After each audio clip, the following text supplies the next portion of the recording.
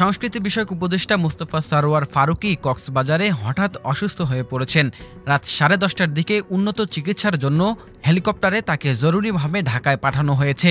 বিষয়টি নিশ্চিত করেছেন কক্সবাজারের অতিরিক্ত জেলা প্রশাসক ইমরান হোসেন সজীব। তিনি বলেন, সংস্কৃতি বিষয়ক উপদেষ্টা গত 15 আগস্ট 5 দিনের সফরে কক্সবাজারে আসেন। 19 আগস্ট কক্সবাজার ত্যাগ করার কথা ছিল। এরই মধ্যে অনেক গুরুত্বপূর্ণ কর্মসূচি ছিল কক্সবাজারে।